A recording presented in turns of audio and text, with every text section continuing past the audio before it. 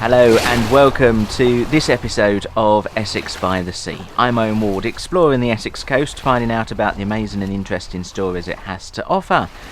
Before I introduce my guest for this episode, I'd just like to let you know that you can now listen to Essex by the Sea on your smart speaker. Just ask Alexa to play Essex by the Sea. Well, if you've been to the beach at Chalkwell and looked out into the river, you'll probably have noticed an 8-metre high obelisk standing out in the river. This is the Crowstone, and it was built in the 1800s, and in the summer of 2021 has been given Grade 2 listed status. Allan Brodie is the Senior Architectural Investigator at Historic England and author of a couple of books, including The Seafront, and joins me now to tell me more about the landmark. Thank you for inviting me. Allan, thanks very much. For those that perhaps don't know, let's start with the basics, shall we? What is the Crowstone, and why is it there on the beach in Chalkwell? The Crowstone is an 8-metre high obelisk that was erected in 1836 to 7, and it is to mark the eastern limit of the boundary of the City of London's jurisdiction over the River Thames. The City of London acquired the rights to control activities on the river as far back as 1197.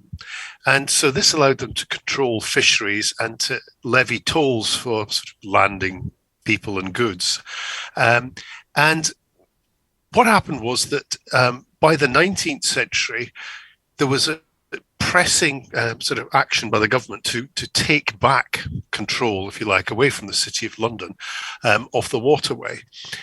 And so the idea was to reaffirm the sort of the boundary and the status that the city had by erecting this obelisk here and as an equivalent one on the other side of the river in Kent.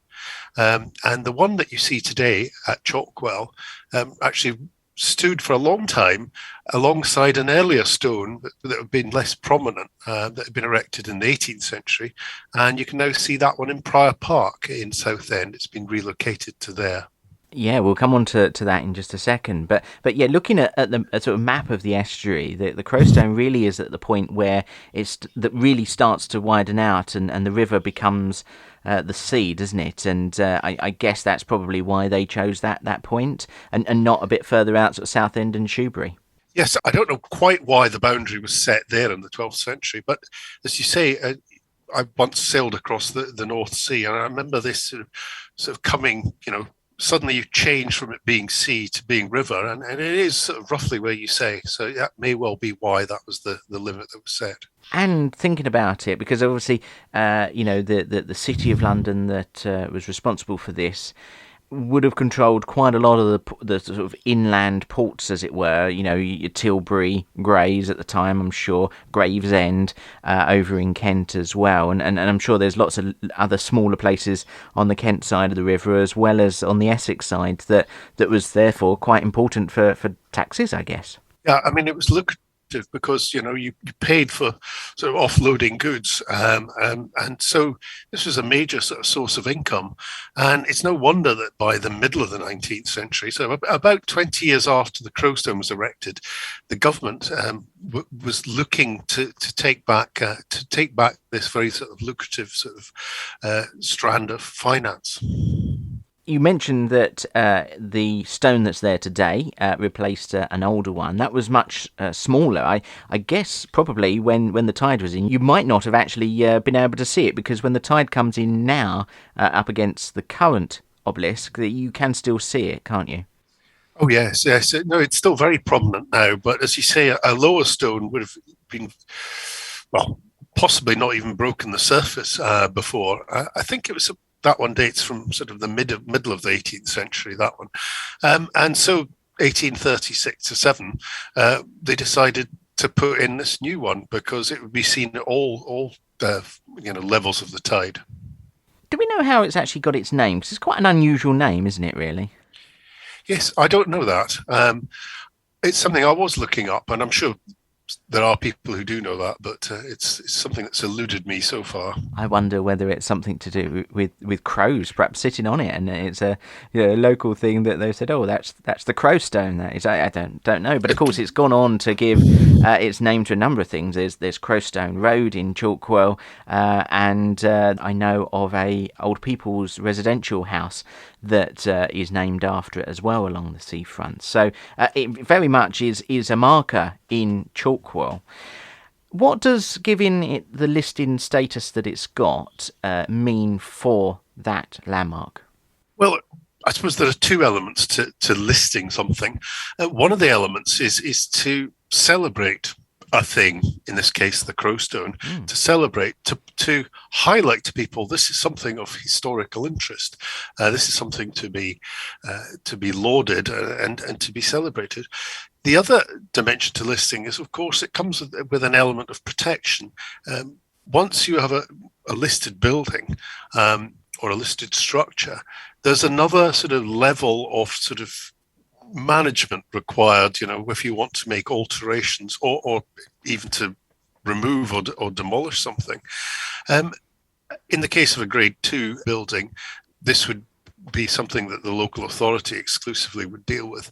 And it's just a way of adding sort of a level of protection to something like this, just to make sure that we maintain the best and do the best by our historic environment. Being literally in the river, as the Crowstone actually is, protecting it for the long term, because it really is open to the elements there, and being able to protect it from the waves and the weather is something for the sort of the local authorities to maintain and look after, because otherwise it could simply erode away, I guess. Well, I think it's a pretty solid piece of stone, but I mean, I don't know quite what the structure is beneath, but of course you're probably slightly more worried about what it's sitting on, and hopefully it's bedded into something pretty solid. But it's managed to survive now for 180 years, 170 years. So I think it's probably around for the long term. It's very true. But of course, it's something that you can only really go out and see up close and touch it, really, twice a day, unless you get your feet wet. Because being out of the river, of course, you've got that tide change twice a day. And that itself gives the whole area that the Crowstone sits in quite a sort of special place and setting for it, doesn't it? Yeah, I mean, this sort of intertidal zone is fascinating because, at one point of the day it's sea, at another point it's land, and all stages in between. And it's a fascinating area archaeologically and also visually, and it's very sort of arresting. And the Crowstone reminded me a bit of, I don't know if you know the place at Seafront on Merseyside. It's a beach there where the Anthony Gormley has installed, I think, about 100 figures, castings of himself standing, partially in the sea, partially in the land, depending on the tide. And it's got that same effect, but you've got all these sort of figures dotted around the beach.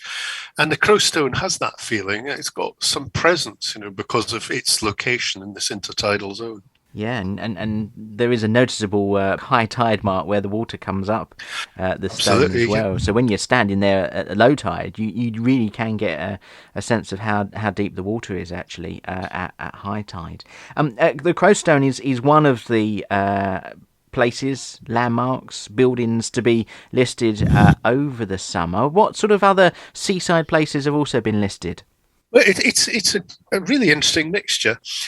On the south coast is Hythe Pier. This is a mere 640 metres long, about a third of the length of Southend's world-beating sort of length, which is a mile and a bit, isn't it? And so it was a pier that was particularly for travelling rather than sort of a pleasure pier. There's also the town hall at Skegness, which was actually built as a convalescent home and converted into a town hall in 1964. I had one of my slightly more terrifying lecturing experiences there, standing in front of a crowd of expectant people wanting to hear me talk about the English seaside.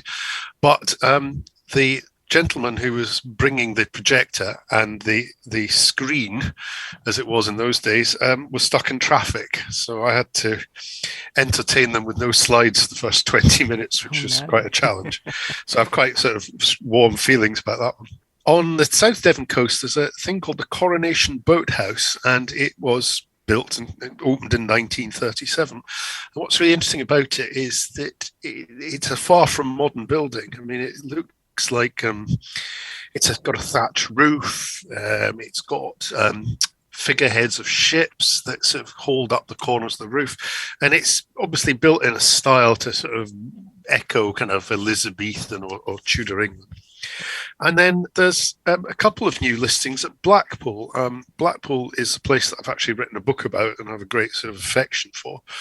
And the listings there are what are known as the middle and lower colonnades. You know, Southend has cliffs, if you like. You don't think of it as cliffs, but, you know, behind the seafront, as does Blackpool. Blackpool was very prone to coastal erosion. It's a very soft sort of geology there. And so they gradually have sort of effectively reinforced it by sea defences. And this, in the tall sort of part at the north of the resort, they've actually got these colonnades. So they act as effectively walkways and shelters, but also a way of reinforcing the cliffs. And the other thing that was listed at Blackpool is actually, it's not one listing, I think it's about 8.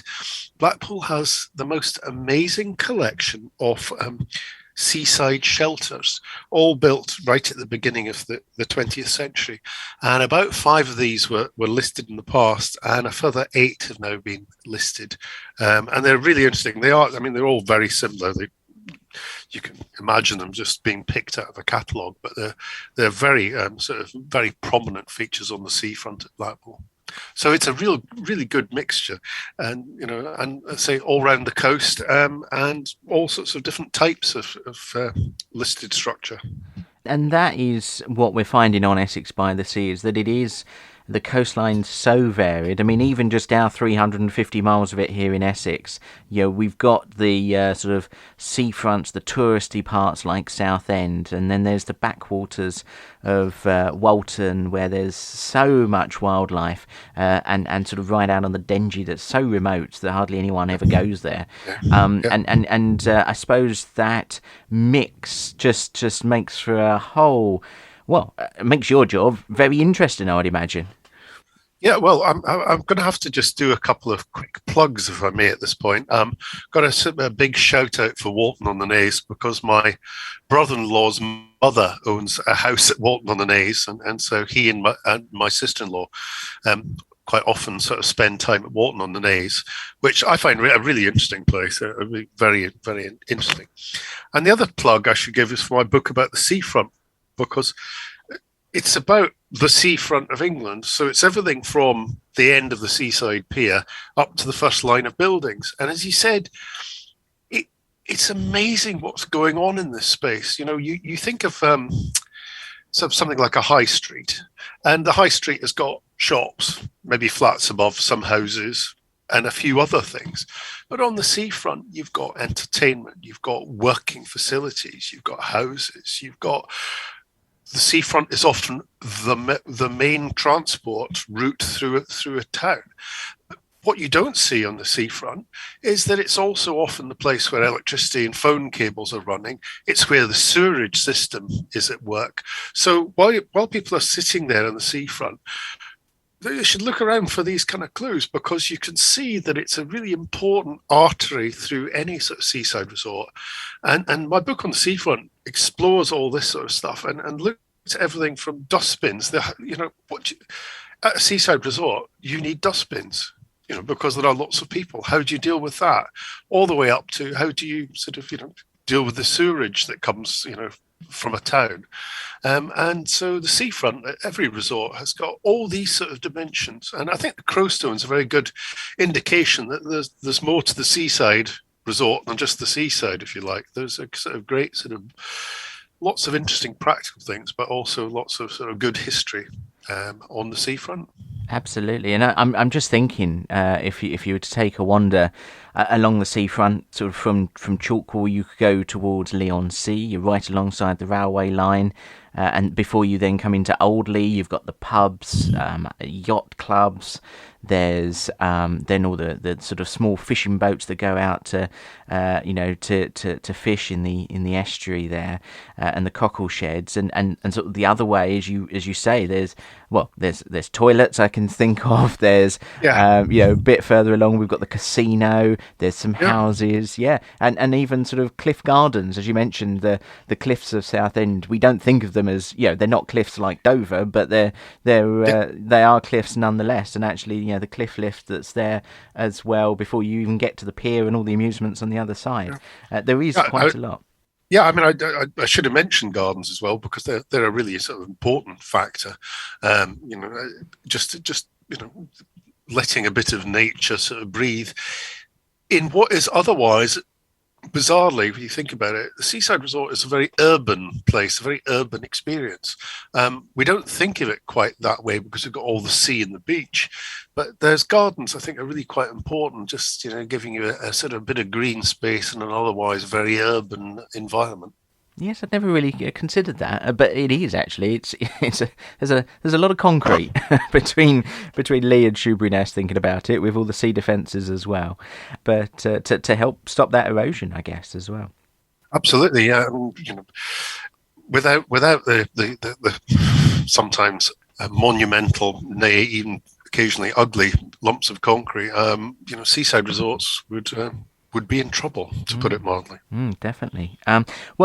You've clearly, visited one or two seaside places. You've mentioned Walton already.